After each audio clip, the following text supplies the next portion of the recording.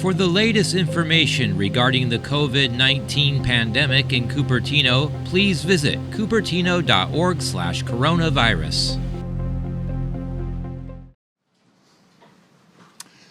2 weeks ago today, we laid out a roadmap for reopening the California economy in a phased and thoughtful approach.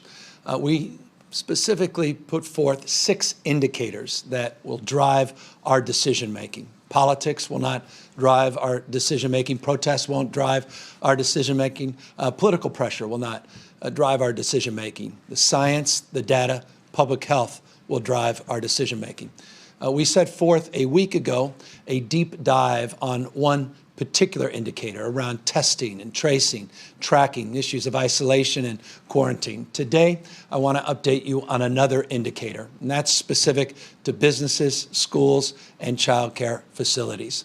But first, I want to remind all of you what those 6 indicators are. I mentioned testing as one of the principal indicators. We've made real progress in that space, not nearly where we want to go and need to be, but real progress we are now seeing in this space. Some 578,000 tests have been conducted in the state of California.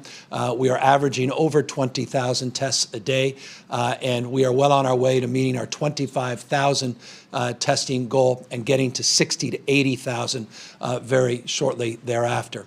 I mentioned just yesterday OptumServe that was doing these end-to-end tests being deployed at 80 additional locations, primarily focused on rural California. I can announce today that we are putting those tests, end-to-end tests, in Sutter County and Shasta County as specific proof points of the movement in that space. All of those testing sites will be up and operational by Monday. Verily also focusing on expanding their testing on a with a socioeconomic lens to diverse communities, not just in rural California, but inner city California. So real progress in that place. Yesterday, we updated you as well on some of our efforts to train a workforce starting phase 1, 10,000 tracers throughout the state of California, partnerships that we're forming in that space, and capacity building that is also well underway. We talked broadly about other indicators, one of the most important being how we protect the most vulnerable Californians, how we protect people in congregate care facilities that are skilled nursing facilities, assisted living facilities, other adult and senior licensed facilities throughout the state of California.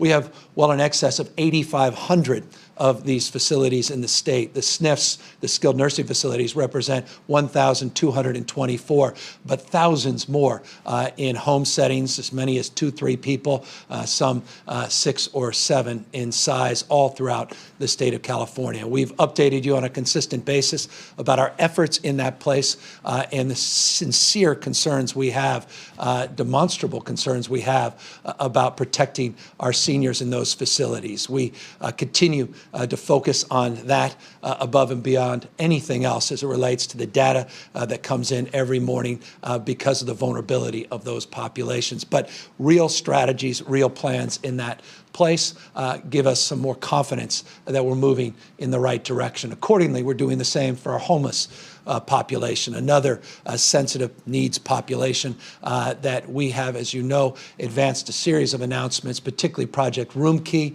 partnership with FEMA to provide 15,000 hotel rooms. We already have acquired 12,500 hotel rooms in that portfolio, thousands of individuals off the streets, out of congregate shelters, into these isolated units, support on site, particularly 3 meals a day being provided.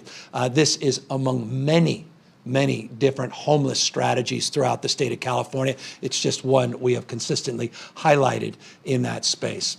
We are doing more as well in another indicator, and that's obviously securing the surge capacity within the hospital system and outside of the hospital system, these alternative care sites that we have brought up.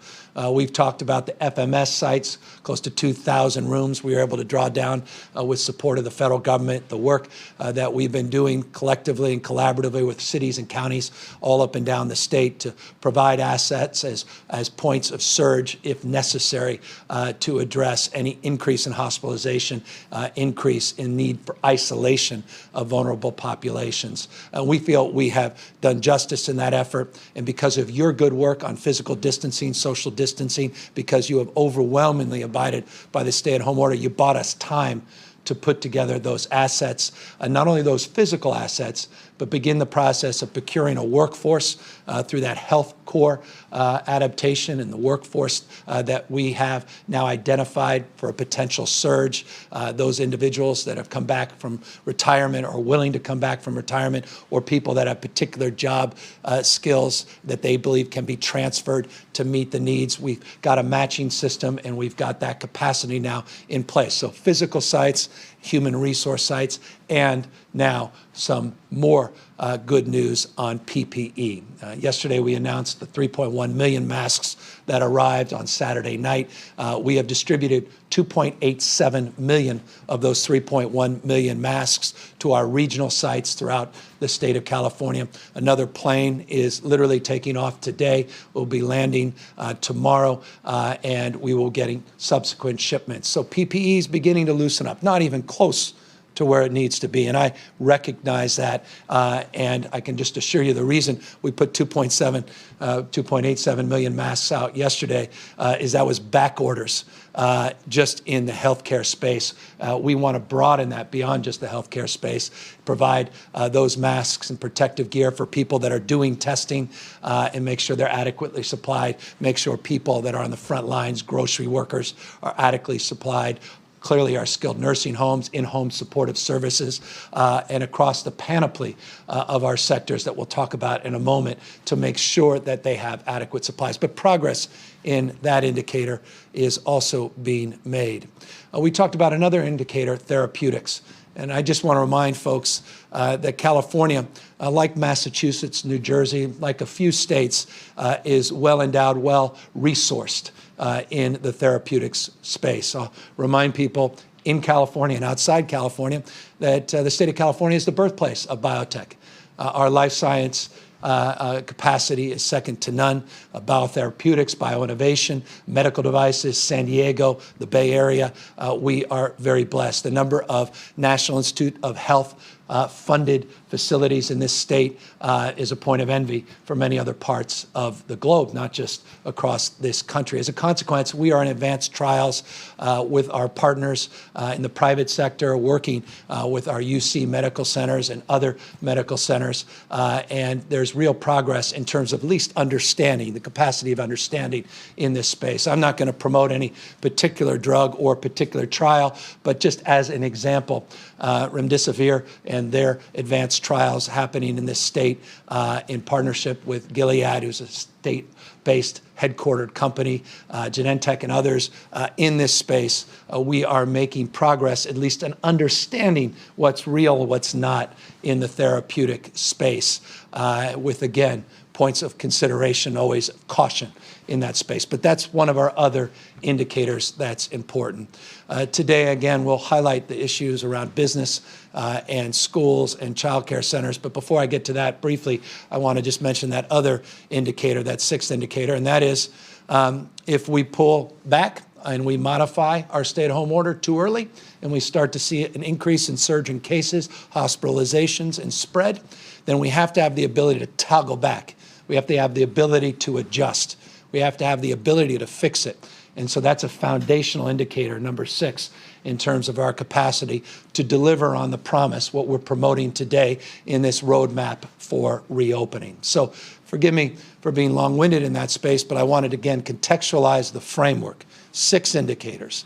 When those turn green, when they move from red to yellow, it guides our decision-making and allows us to make determinations. Dates don't, but data does. And so let me, as now I introduce this 5th indicator, again, none are prioritized, but it happens to be the 5th indicator around businesses and around issues of our schools and child care centers. I want to make this clear. We believe we are weeks, not months away from making meaningful modifications to that indicator and in this space. Weeks, not months. You'll ask me, well, is weeks 1 week or 3 weeks? Weeks, not months. Again, based upon the data, based upon the indicators. We'll talk specifically about hospitalizations and ICUs and community spread. Dr. Angel will come up in a moment and she'll show you our model, the graph of actuals, so you can see the stability in that space. But we're still by no stretch of the imagination out of the woods there. It's just stable. We're not seeing substantial declines, but again, California and Californians know we never experienced the big surge that other parts of the globe and certainly other parts of our country had. But the stabilization is a point of some cautious optimism, and that indicator allows us to make the presentation that we're making today. So let's talk specifically about what we're talking about over the course of the next few weeks to think about and to consider, and more importantly, to plan for in real time. Those are areas of our economy. Let's talk with business around manufacturing of non-essential materials, logistics for non-essential movement, areas around retail, i.e. curbside retail for non-essential items, the issues that have been broadly defined around the need to address our kids in schools. We clearly have shut down, people well aware of this. The schools are shut down for the remainder of the school year. Learning continues at home, distance learning and the like, but we recognize there's been a learning loss because of this disruption. We're concerned about that learning loss even into the summer. And so we are considering the prospect of an even earlier school year into the fall, as early as late July, early August. And so we're beginning to socialize that. We have made no decisions definitively in that space, but I just want folks to know the concern around learning loss and the concern about waiting till later in the year into the fall for the new school year. As a parent myself, and having talked to many other parents and educators, even the kids, I think we might want to consider getting that school year moved up a little bit. And so that's one of the things that we want to begin to socialize in this indicator. We need to prepare for that. We need to start preparing for the physical changes in the schools and the environmental changes in the schools that are necessary in order to advance that conversation and make it more meaningful. Accordingly, in the child care space itself. We are able to make these, again, announcements and begin to have a more public conversation with you about opening up with adaptation and with modification, meaningful changes to our stay-at-home order, again, because people have taken seriously, overwhelmingly, the stay-at-home orders and physical distancing. But I want to caution everybody, if we pull back too quickly and we walk away from our incredible commitment to not only bend this curve, but to stop the spread and suppress the spread of this virus, it could start a second wave that could be even more damaging than the first and undo all of the good work and progress that you've made. And that can happen like this. Virus has not gone away. Its virulence is still as acute. Its ability to be transmitted still is dominant. And so we, by no stretch, are out of the woods. There's durability to this virus, and there may be, we'll see, seasonality. And so we could be lulled into this quiet sense of confidence, change our behavior, put ourselves at risk, and put this broader agenda of reopening with modification at risk. So again, I caution everybody, as I will be doing, I assure you on a daily basis, of the importance of our individual behavior, not just governmental behavior, individual behavior, and to the extent business is making decisions and modifications of our business leaders, men and women on the front lines, entrepreneurs, not just organized business advocates, of the importance and power of their individual decision making in this space as well. We need to protect not just the business community, but customers of those businesses. It's one thing to open a business, but there's no demand. It's a false promise. And as someone who's had the privilege of starting many, many businesses, I recognize then I'm not a job creator. It's our consumers. It's the people spending the money that create the opportunity for growth and job creation. And so I deeply want to emphasize the importance of protecting customers and, of course, one of the business's foundational resources, most fundamental, and that's workers. At the same time, we're protecting businesses as entities in the abstract. But again, I deeply sensitive to the needs for the business community to at least get some clarity, and we're trying to provide that over the next few weeks so they can start to plan and look at their own supply chains, look at their own ability to change the physical, environmental conditions in their businesses, and look at the guidelines that we'll be advancing very specifically and prescriptively, sector by sector, for guidance on what we can do and what we can't do at this stage. We are not going back to the way things were until we get the kind of immunity that all of us look forward to, or a vaccine that we look forward to. So one has to be cautious in this space, but also patient in this space as well. But impatience, we recognize, in the imperative to meet that impatience in a pragmatic and thoughtful way is why Dr. Angel will be up in a moment to talk more specifically about these new phases that will be rolling out with this indicator. Let me briefly introduce those phases as I introduce Dr. Angel. We have looked at this indicator, and we looked at it through the prism of 4 phases. Phase 1 we're currently in, which is planning, workflow, focusing again on supply chains, physical and environmental considerations, the planning to do what we need to do on PPE, the planning we need to do to make sure the conditions are set so that we can move forward with modifications of the stay-at-home for businesses as one example. As we move into phase 2, where businesses can begin to reopen, we need to make sure that that guidance is abided by and it is organized in a very deliberative way. That's the job of Dr. Angel. She runs Department of Public Health in the state of California. It's her statewide guidelines that will drive the decision-making. Same time, though, we want to drive localism. I've often said, forgive me for repeating myself again on this, and that is localism is determinative. In this respect, I recognize the regionality in this state, the variance in different parts of the state, but I also recognize in that respect, local health departments have points of view that must be considered as well. And so, for example, the Bay Area announced today extending their stay-at-home order through the end of the month. I am not here as governor to make an announcement preempting their right at the local level to be even more stringent. I'm going to respect that, and I want folks to know, not just in those 6 Bay Area counties, a few extra cities, that's the case, but all across the state of California. Accordingly, we have a regional variance that we also want to recognize for people that want to go even sooner based upon regional conditions. And I'm well aware, having received many letters, most of them very publicly provided to me in tweets and public pronouncements, even before I had the privilege of reading them. Personally, I recognize a lot of those regions are moving forward, making their recommendations. Dr. Angel will talk about what the expectations we have of making any regional augmentations. They're going to be stringent.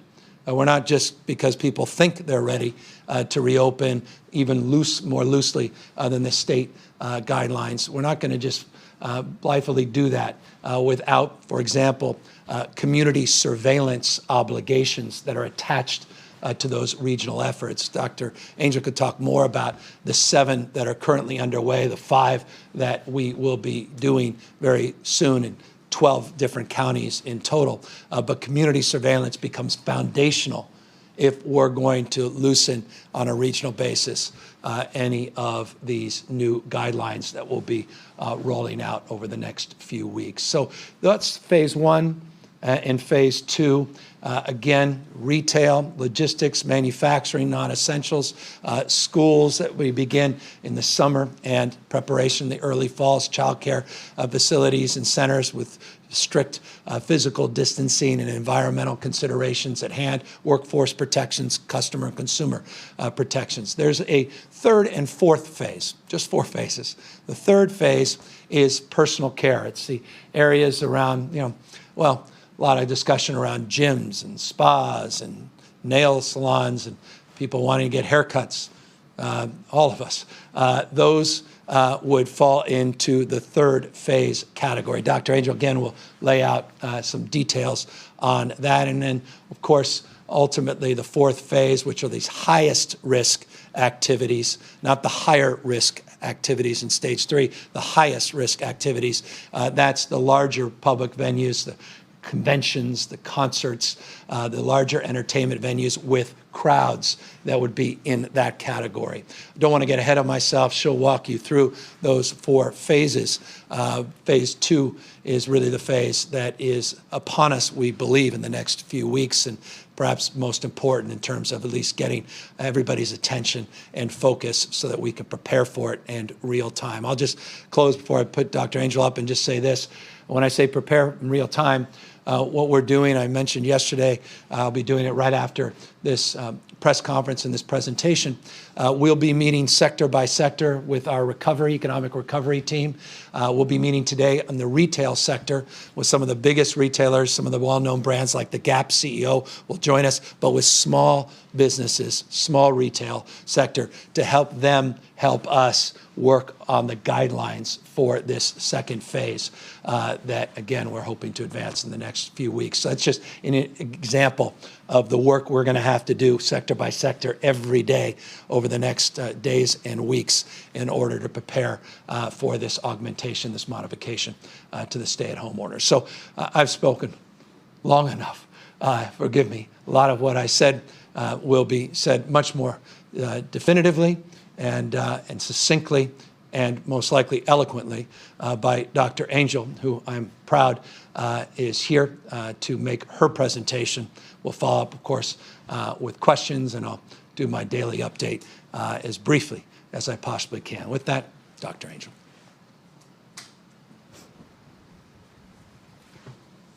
Thank you, Governor. It's a pleasure to join you today with the message of what I would describe as cautious optimism, as we've just heard. Optimism that's based upon us looking at the data and understanding where we are today and giving you some insight into the way that we're thinking about where we might be within potentially weeks and the months to come, as our governor has just mentioned. Again, we're guided by the data, and so I'm pleased to share with you a little more insight as to thinking about how we're moving forward anchored in that. So I'd like to start first with a reminder of what we shared with you 2 weeks ago when we came and shared with you our original roadmap. And that was to discuss with you that everything that we do will be a reflection upon 6 indicators. These indicators reflect sort of domains of work that we know are inherently important as we think about moving forward in ways to modify our stay-at-home order in a way that minimizes risk. Now remember, this is not about a process that is going to remove the risk from all of us. But it will be a process in which we can think about until that time when we are all protected from COVID-19, at that time where we either have broad-scale immunity or vaccinations or other mechanisms through which we know we can be safe. There is going to be a time where we have to be very, very thoughtful about the way we move.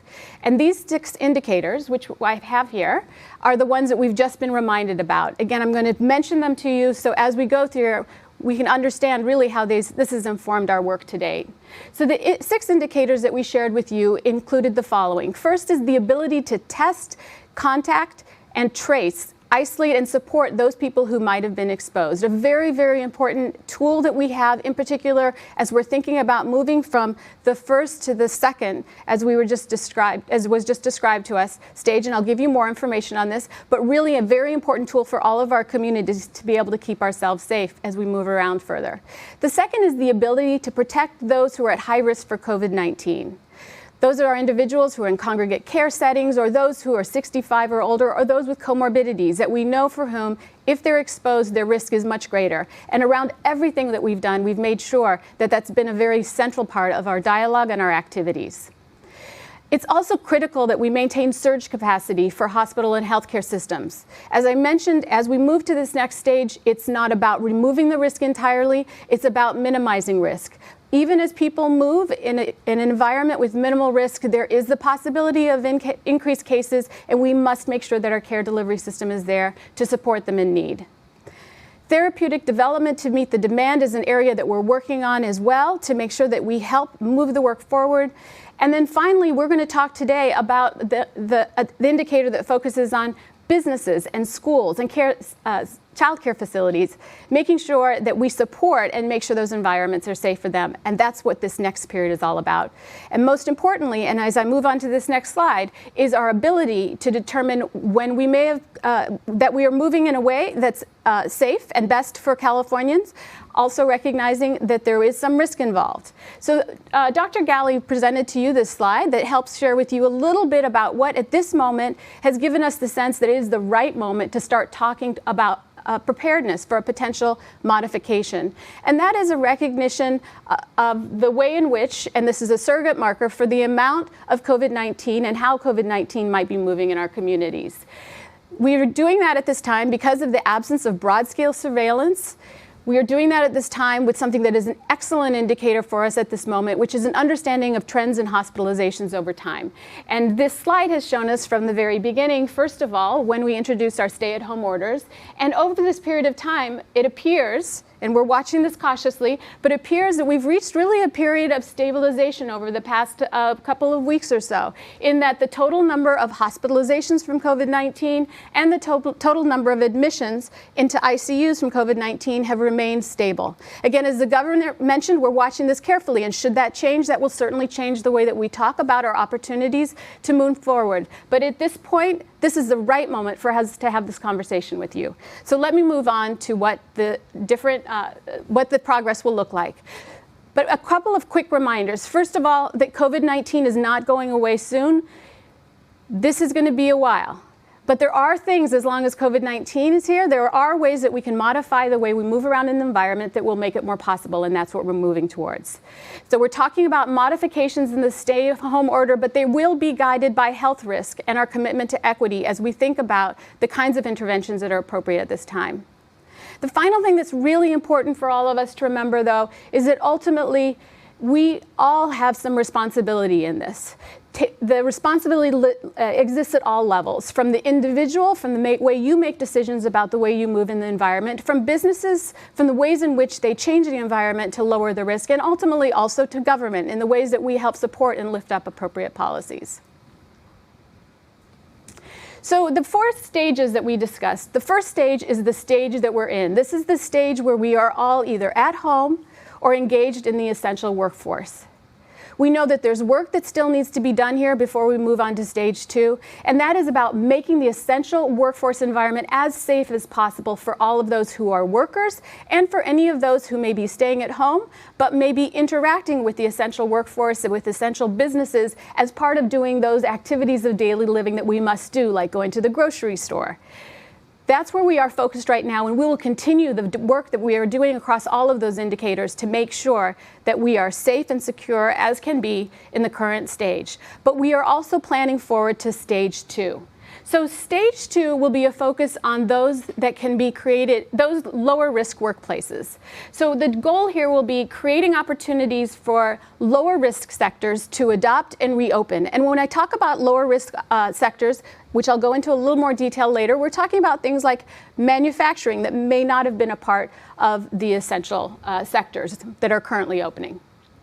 We also at this in stage 2 will be talking about modifying our school programs and including child care reopening.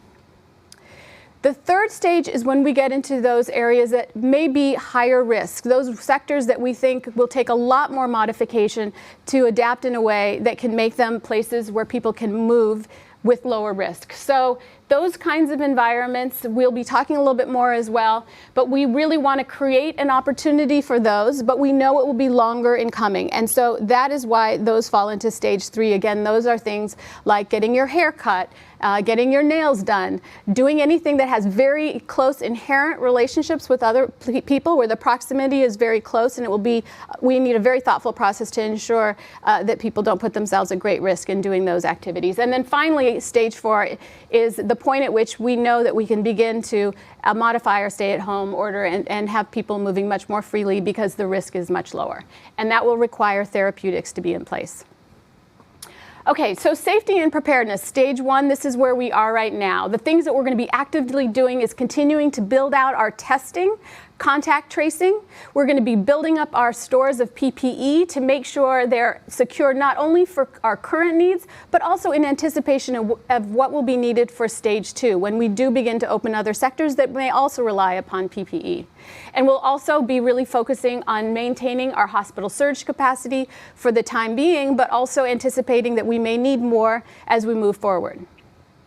We'll be continuing to make essential workplaces as safe as possible, as I mentioned. That includes really thinking about the physical work environment that we're in, changing workflows to make sure that people are safe. We're going to make sure that we enhance our safety net for our essential workers, continue to move forward, making PPE more available, and then also continuing to remind all of you in your daily behaviors that there is something for all of us to do, maintaining our physical distance and doing all of those things that we've reminded you can help to keep you safer and at lower risk. In stage 2, we're going to really start focusing on lower risk workplaces. That means gradually opening some of those workplaces with adaptations. These include things like retail, allowing for curbside pickup, manufacturing, which can include things like toys, clothing, other things, furniture that was not a part of the essential sector. Talking about offices, this can include things like PR firms and consulting and other places where telework is not possible, but by modifying the environment itself, it can make it lower risk for individuals. And then ultimately talking about opening more public spaces, things like parks and trails that may have historically been limited because of our concerns, trying to think about how we can modify that to make them safer for individuals to enjoy the outdoor spaces, because we know physical activity is so important to our health, and this is also about health, clearly. And then finally, another area that we need to think about besides the physical environment is really the environment, the safety net itself. So what are we providing for workers so that if they get sick, that they can be supported to stay at home if they need to, rather than feel like there is a need for them to go to work. Then there's the whole environment and of childcare and schools. And so for adults, maybe we talk about, work for adults, and for our younger adults, our children, school is their place that's so important and critical for them and their learning. And we really, really feel strongly that when it's safer for them, when we can create environments that allow them to go back, we do want them to go back. We realize, however, this is going to take more planning, and that's why we are discussing this now, because we need to roll up our sleeves now and be really thinking critically about how to do this. As has already started, we need to continue that discussion and continue it more in earnest. So we're talking about summer programs and the next school year potentially starting sooner, perhaps in July or August. We're talking about childcare facilities and trying to find ways to help them provide more care, to create more childcare availability to our workforce in particular. We think it's fundamental that we focus on this because we have to address learning gaps which have occurred as a result of this. We've been protecting all of us by limiting the amount of access in this environment, but we have to make up for those gaps that may have occurred over this time. We'll be focused importantly on making sure that the environment is safe for kids, but also safe for teachers, safe for others that are in the school, safe for those who are providing essential services and supporting those environments where our kids will be. And ultimately, as we open up schools, as we make sure that, that childcare is more broadly available, it also makes it more possible for parents to go back to work. So school will look very different. But we really are focusing on enhancing those opportunities. So what will we be doing? What do we need to do to get from stage 1 to stage 2? From the essential sector environment that we're in, from the stay-at-home with quite limited engagement, to one that will create more opportunities for lower risk workplaces. So the things that need to happen and that we'll be focusing now together will be, first of all, focusing on government actions. So what are the kinds of policies that we need to have in place that will allow people to stay home when they're sick? We need to provide guidance, and we'll continue to do that and make it available for how people can reduce risk, to continue to provide people with the best scientific information that we have about this virus to help people prepare themselves, to move into an environment that is not fully safe, but certainly lower risk, so we can all make decisions ourselves in a very informed way. Businesses will need to think more about wage replacement so that workers can stay home when sick. They'll need to be implementing adaptations to lower risk workplaces now, so that when we are ready in a few weeks, those changes will be in place. And when the data tells us the moment is right, those environments can start to open. And then we, again, just sort of emphasize that in those places where workers can continue to work from home, we'll continue to encourage businesses to support those opportunities, because really staying apart at this time still is the safest place for all of us. And then what about as individuals? Well, we all need to continue to practice safety precautions, which is a physical distancing, using face coverings when appropriate. We need to avoid all non-essential travel. That will continue on. That's an important thing. That decreases our exposure, our potential exposure to others. And we also need to, as individuals, continue to support and care for those people that we know are at higher risk. Continue to make those phone calls to people that you know are in their home and socially distancing themselves. Continuing to make sure that their needs are met and thinking about how you might be part of the solution for them. So when are we going to be ready for stage 2? So again, we will refer back to those 6 indicators. As mentioned, all of those 6 indicators are not exactly the same. There are some that may be more important to this stage than to stages that come in the future. But I want to share with you some of our thinking now about which elements of the indicators that we've discussed earlier will be key. So first of all, we'll be watching those hospital and ICU trends carefully and thoughtfully, and they need to remain stable for us to remain confident that we are in a position where the stay-at-home orders could be modified in a way that would continue to maintain lower risk. We need to maintain hospital surge capacity so that as we move through to the next stage, we can be confident that if there are any increased infections from increased movement, that we do have the facility to be able to respond and to support and care for those patients. We need to make sure that there is PPE available to support the demands that will come, not only from the existing environment, the existing conditions that we're in, but also anticipating what the needs will be for the future and being sure that we're confident we can secure those. We need to make sure that there's sufficient testing capacity to meet the demand. That's been a key focus of much of our work, and you've heard a lot about our plans. We'll continue to work diligently on that. And finally, we'll be looking at contact tracing capacity statewide. We'll be working with local health authorities and governments to make sure that the capacity is there. So I want to talk a little bit about the opportunity for regional variations, which I know also has been a hot topic of discussion, as the governor had mentioned, and as the state public health officer, I'm in constant communication with local health authorities and understanding really where they are and where their needs and desires are. During stage 2, counties can choose to relax stricter local orders at their own pace. That's very much about what we've been talking about in the Bay Area. The stay-at-home order is the basis for everyone, but there are some counties in which the local disease epidemiology was such that the local health officers felt that it was important to be stricter. And we appreciate respect, and we think that's exactly the right thing when local health officers understand the needs of their community, that they act appropriately following the science. Similarly here, as we lift and make some modifications in our stay-at-home order, there may be counties that aren't ready to go as fast, and that will be supported, and that is a regional variation, which is absolutely fine.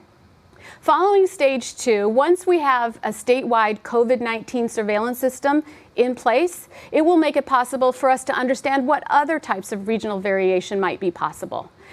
And the reason that's so important is that we know that this virus doesn't respect boundaries of counties necessarily. And we know that as there are modifications in orders, people move differently across there. We need to understand not only what's happening in specific counties, but what's also happening in surrounding counties to really understand if the disease transmission has occurred and if we can modify in a way that's safe. We'll be working very closely with our local health authorities and governments in consulting for that. The final 2 stages that we discussed are stage 3 and stage 4. Stage 3 is the space that we get into when we're talking about higher risk workplaces. And that's one of the later phases because we know that will take much more modification. We need to know much more about the movement of disease to be able to make data-informed decisions about what's safe for folks. So these include places like personal hair care places, entertainment venues where people are sitting closer together, and sporting events without live audiences. Other things that fall into this space are in-person religious services like churches and weddings. And we'll need to think carefully about what kinds of provisions can be put in place so that people can join, but in a way that doesn't expose them to increased risk for COVID-19. And then ultimately, the space that we all look forward to someday as we move forward and work diligently together is stage 4, which would be the end of the stay-at-home order. And that's when we'd be opening all of our highest risk workplaces without modification necessary at that time, because at that time we will know that we have identified a way that we can keep people safe from COVID-19, either from population immunity or from vaccinations. So with that, I just want to remind you that this is a time not of staying in one place. We are in stage 1, but it's actually an important time of work. And that's why we wanted to give you this opportunity to understand our planning at this time. The first thing I want to tell you is that if you want to be a part of the solution, you need to stay home if you're staying at home. And if you're part of the essential workforce, we want you to stay home when you're not working. That is the best way to protect yourself. But if you do need to go out, to go to the grocery store, make sure that you continue to practice physical distancing and all the other things that we tell you. That's the first thing you can do to be part of the solution. The second thing is that we're enlisting all Californians to help inform the development of the guidance for sectors across our economy. If you're somebody who has particular insight, if you're a business person yourself, you're going to be invited to provide information, and we'll put the website up shortly for you. But we want to hear from you, because ideas that you have about how you can create safe workplaces are ideas that we want to know about. We're going to be providing this guidance and a framework ultimately to help companies, businesses and our schools reopen in a way that reduces risk. But it really will continue to rely upon all of us to keep this moving forward. Thank you. Thank you, Dr. Angel. And of course, Dr. Angel will be available, as will I, for questions. But the foundational point of emphasis we want to advance today is phase 2, as was presented by Dr. Angel, is in weeks, not months. Phase 3 and 4, months, not weeks. And I think that's just important so people have a sense of where we are and where we believe, based again on the data, we are going. What I just said can substantially change if the data changes, if the health prevalence and the spread of the disease changes, if our behavior radically changes and we put ourselves at higher risk. But risk is the frame that we're advancing. Lower risk, we will focus broadly across sectors to begin reopening. Higher risk, we'll be more cautious, not weeks, but months. And highest risk along the lines of that stage 4, where we are back at concerts and convention halls and with tens of thousands of fans in large stadiums, will take some time. But nonetheless, we believe we do have a framework that we can achieve, and we can achieve together with the kind of earnestness of effort that Dr. Angel advanced in terms of being able to break these things down in very, very prescriptive terms and begin a framework of, again, not just protecting those sectors of our economy, but protecting the workforce within those sectors and consumers that attach themselves to those sectors as well. Let me, as I do daily, attach you to the latest data and numbers to reinforce and strengthen what you saw on the screen a moment ago as it relates to the stabilization, but also caution you, as today's numbers should, about where we are as it relates to the suppression of this disease. Yesterday, we had 45 individuals that lost their lives. Today, we have 54 individuals that lost their lives. I mentioned that's roughly half of what we saw last week, where we really saw a peak in the terms of another deaths.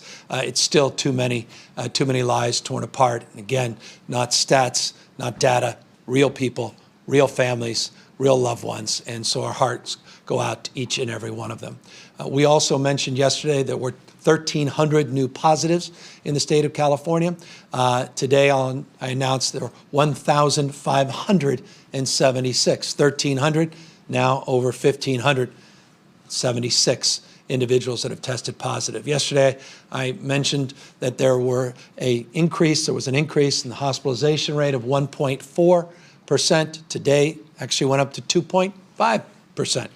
The only good news in that data is ICU numbers today went down slightly and were stable yesterday. It just gives you a sense, again, we're not out of the woods, stable, though those numbers are relative to so many other parts of the country. We still need to see that downward movement, and we're going to monitor that data on a daily, hourly basis over the next few weeks before we move forward with these modifications. If the data changes, we start to see some spikes, some increase in our community surveillance, we start seeing numbers that raise alarm bells, that's an indicator that's no longer green, or even a caution light turns red, and as a consequence, we adjust in real time. So just want to remind folks of the dynamic nature of this effort and the very sober framework to which we make decisions, again, on the basis of fact and data,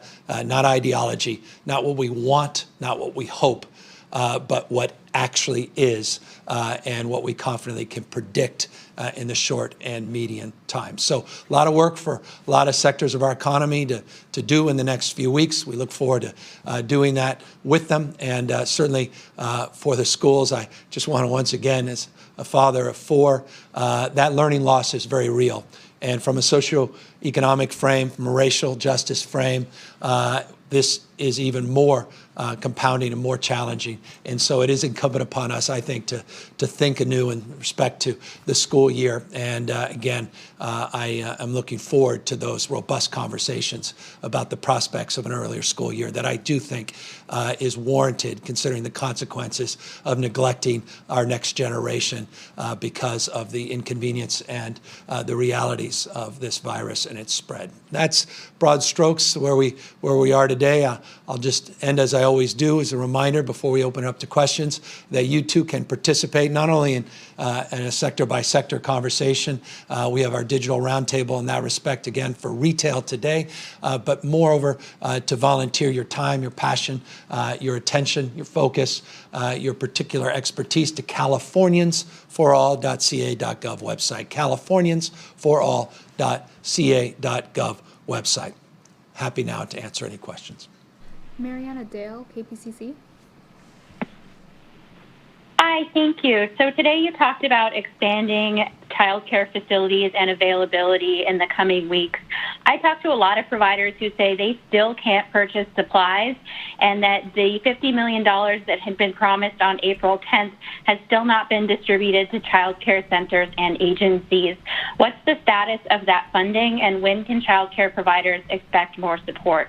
Yeah, as I said, 2.87 million masks were distributed in the last 24 hours. As soon as we get the supplies in, we get those supplies out. We're going to start seeing a cadence of substantial increase in PPE, not just procedural masks, but soon N95 masks, gowns, shields, gloves, other personal protective gear. As it comes in, it comes right out. And it's not just for childcare workers, but across the panoply of supports, in-home supportive service workers, grocery workers, logistics workers, manufacturers, farm workers. We have a lot of seasonal migrant farm workers now coming into the state of California, working on protocols and procedures for PPE in that sector as well, so across the panoply. But you're absolutely right.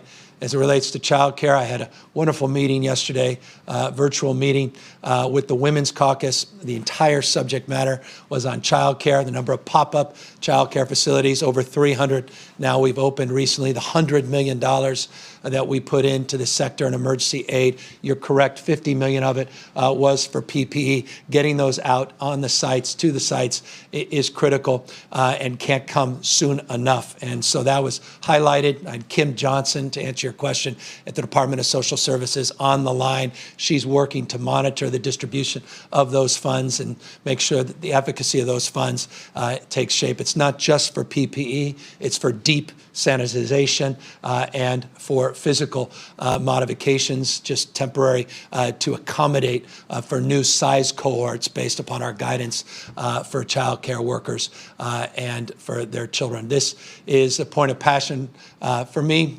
Last year in January, announced a substantial enhancement in child care funding. The state of California, and just as late as January of this year, announced our next phase of investment with the budget deficits looming. I caution that the progress in that space may be impeded by the new reality of our obligation to balance a budget. No printing press here in the state of California. And so I can assure you this is an area of deep concern and concentrated effort, because childcare is economic development.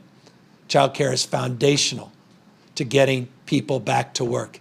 If they cannot get the kind of quality childcare that they deserve, they are less likely to get back to work and jumpstart this economy. And so I deeply recognize there's a reason it was incorporated into the business sector, the child care component, the interrelationship between the two.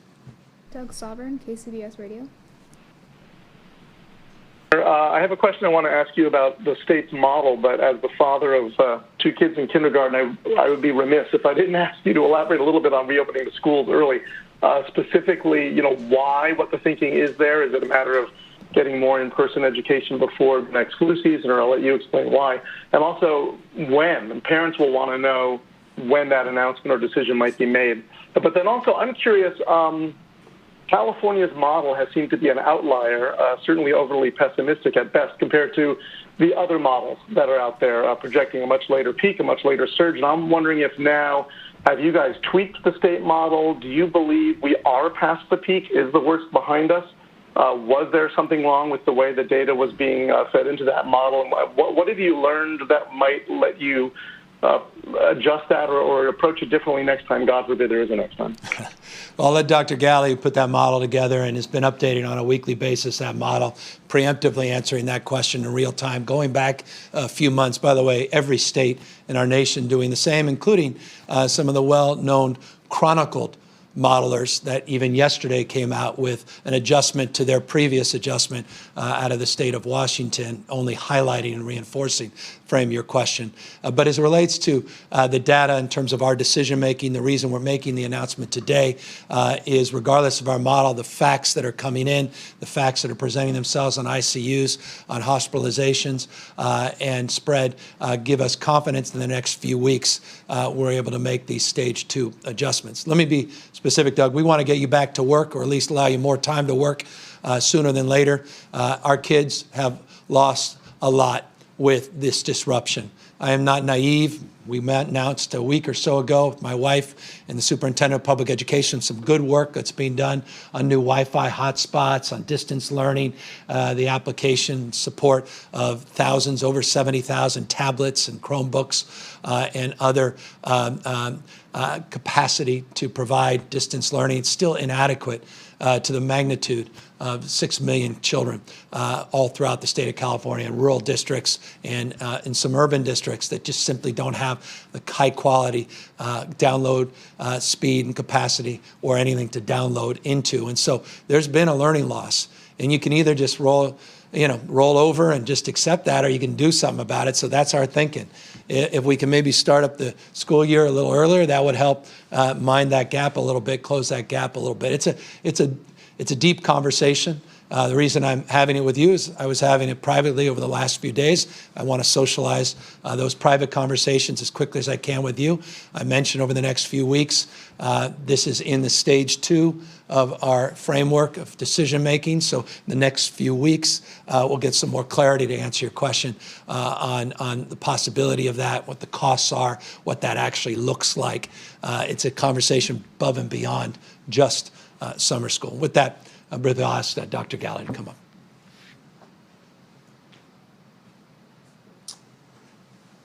Thank you, Governor, and thank you for the question. We continue to look at our model. We have been here for the last few weeks talking about not just the model, but the actual cases that we're tracking, both in the hospital and our ICUs. We have conveyed a message of cautious optimism. We knew when we put together the models many, many months ago now, weeks ago when we shared them first with all Californians and started to talk to colleagues around the nation about what their models were and how they were using them, we knew that these models were not going to be precise, that they would point us in the right direction, and I think they have. We continue to update them and look at them closely to make sure that we aren't being misguided in how we use them. And we believe in today's announcement and the announcements over the last couple of weeks that our models and the actuals are preparing us for this area of stabilization with our data, with our hospitalizations and ICU visits. As we increase our testing capacity, that bears out in what we're seeing as a percentage positive among those increasing number of tests across the state, that we are preparing in weeks, not months, to begin to modify those, and that we're going to continue looking at that model, making the adjustments so that we can use it as a planning tool, but that our actuals mean more, and that we will continue to look at that to guide decisions that come from the state, to inform our local partners with their individual county level data, so they too can make those plans as they consider how their local orders guide the decisions at that level. We know that many folks are looking at the models and deciding whether we were too pessimistic or too optimistic, whether those led us to be too conservative or too liberal with some of our decisions. And we stand firm in our decision to do the things we've done over the last many weeks, and as we move forward, to use that same information to guide decisions. So we are always looking at these models. We're always interested in updating them so they're more usable, but we continue to look at those actual data points to guide the decisions as we move forward.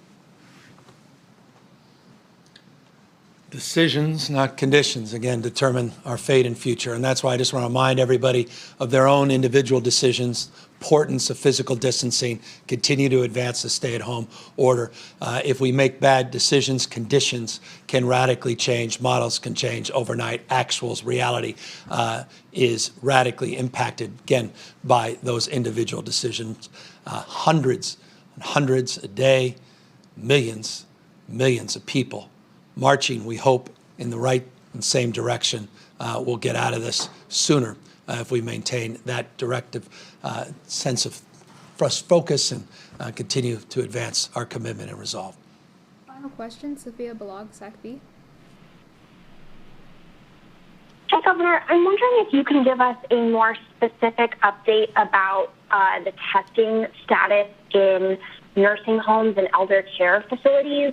How much testing are we doing in those facilities, and is it enough? And if not, how much more testing do we need to be doing in those facilities to reach a point where you're going to feel satisfied? A lot more. It's not enough. That's the honest truth. I've been very clear with the testing task force. One of their top priorities was focusing on all of our licensed facilities, not just skilled nursing facilities. As you know, we've made 3 or 4 announcements in the skilled nursing facility and licensed facility space, including increasing the testing as a priority in that space, increasing the supply of PPE in that space, and as you know, redirecting National Guard to help support medical guardsmen and women in that space, including folks from the USNS Mercy.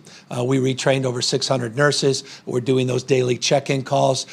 We have organized ourselves in a much more thorough and deliberative way. We're currently just, Sophia, just to update you, we're monitoring 192 skilled nursing facility sites that have a test of positive, either a staff member or a patient. Currently 2,302 individuals that we're currently monitoring just in the SNF space. Again, that's a universe of 1,224 skilled nursing facilities, about 119,000 total capacity. It doesn't include the total number of staff. Forgive me for throwing those numbers out, except I think they're important. But the answer to your question is we need to do more.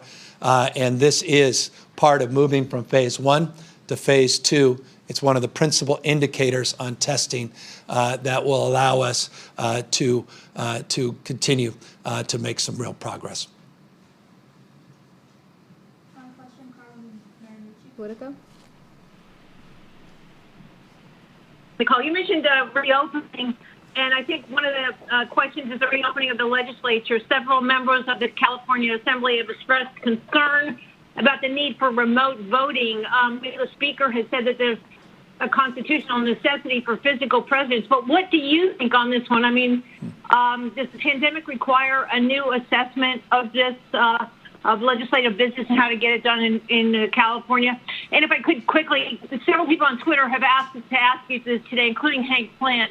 Why is the California EDD website so woefully unprepared and frozen on this big day when freelancers and contractors are supposed to apply for PUA unemployment? We got that question on Twitter from many people. Yeah. So let me, as it relates to independent branch of government, legislature, they'll make their decisions based upon their best assessment and analysis. I know that I'm aware of those decisions. In fact, had a brief conversation with the Speaker today. I haven't been tracking it as closely as I've been tracking all of these other decisions, but I respect whatever determination they make and have the confidence in their leadership to make the right decision for their members and those that they're trying to represent in the state of California. As it relates to the UI issues and the PUA issues, we've been very aggressive on a daily basis, as you know, to try to tackle and as quickly as we can to address the magnitude of the number of calls that have come in. Yesterday, I made some announcements about 600 additional personnel on top of the 1,340 that we had hired for the call centers. And we talked about the new texting technology. We talked about the new chatbots that we put into place. We talked about the total number of connections that we actually have made. Went from 417,000 minutes of individual talk time last week to 1 million just yesterday from the previous week. So substantial increase in connection and volume, $5.33 billion. That's the new number. $5.33 billion has been distributed through that system just since March 15th. $926 million just on Sunday alone. I'll repeat that. $926 million was distributed just on Sunday. So you're correct. We have the PUAs up today, and not surprising, the first few hours, we've got to figure this out, but we said we'd get it up today, and they're putting it together. They're architecting it today. Julie and her team at EDD doing everything in their power to continue to get these UIs out and start to get the PUAs up. But here's the good news on the PUAs. A lot of states have put up PUA sites. It's just an application. Takes weeks and weeks to get the checks. Our expectation is not only when the site is more stable today and tomorrow, next few days, there'll be 24 to 48 hour turnaround in terms of those checks being distributed. So you're just dealing with an unprecedented amount of call volume and folks over at EDD, an unprecedented amount of responsibility and work to improve, to do better, to do more. You deserve that, Hank deserves that. The American people, 40 million strong in the state of California, particularly the 3.5 million that have applied for unemployment insurance since March 12th, and those that will be applying under the PUA deserve it. And so we'll continue to do all we can, everything in our power, to improve upon that experience in these historic and unprecedented times. And no, good enough never is. And yes, every day, this is one of our top points of conversation, concern, and effort. And I can assure you that I'm not only being held to account, but some of the brightest people that I know are as well in this space. Look, as it relates to being held to account, let us not be judged not to be held in account of supporting others at need, at this time of need for millions of Californians, not just applying for unemployment insurance or pandemic unemployment assistance, PUA, but also those that need your contribution of blood, maybe your willingness just to call and check in on a neighbor, a senior, maybe deliver a meal in a safe way or provide some care and support. Please, if you're willing, you're able, go to californiansforall.ca.gov, californiansforall.ca.gov website, and share your passion with real action. Take care, everybody. Stay safe. Look forward to seeing you tomorrow at noon.